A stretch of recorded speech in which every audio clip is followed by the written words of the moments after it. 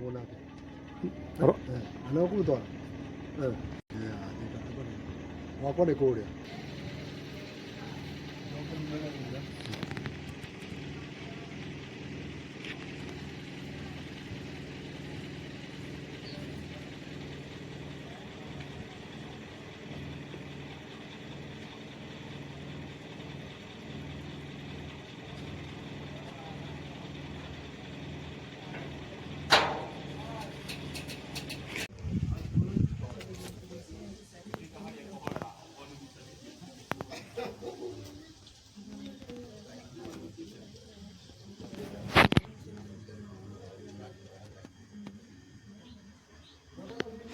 Kuna swali lingine?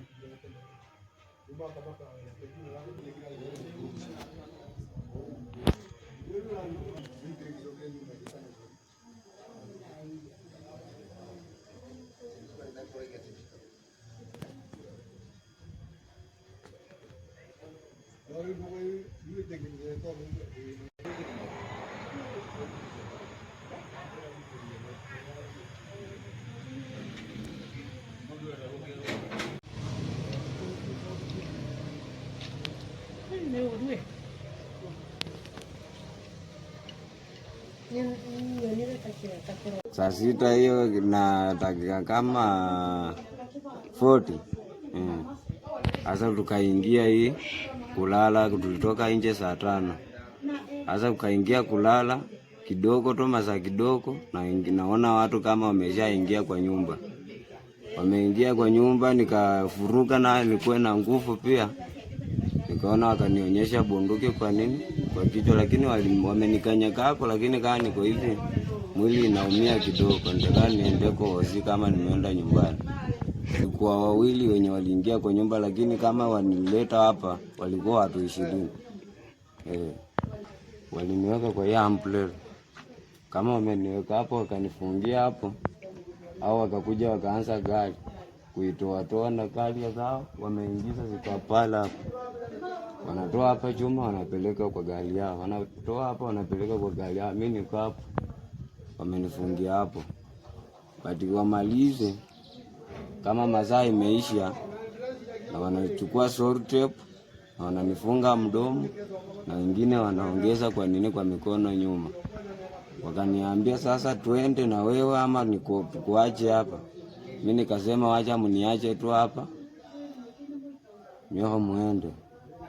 Nikatoka hapo, nikakaa hapo, wakatoa magari zao, wakafunga geti, wakaenda.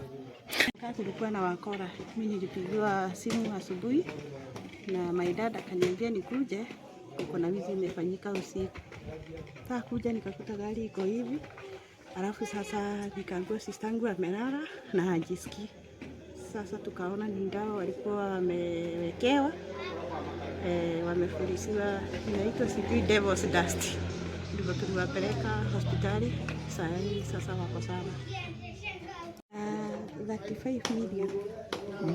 Ni new model, 600. Kitu kama hii miaka yangu yote nimekaa na gari kwa muda wa miaka zaidi ya miaka 30 ama miaka 40, na sijaona kitu kama hii. Hii inaonekana ni kitu ambaye haija kuwa hapo, lakini kwa sasa Mungu atatujalia, tutajua vile tutafanya, ndivyo tuone kama hii hali itarudi kama ilivyo.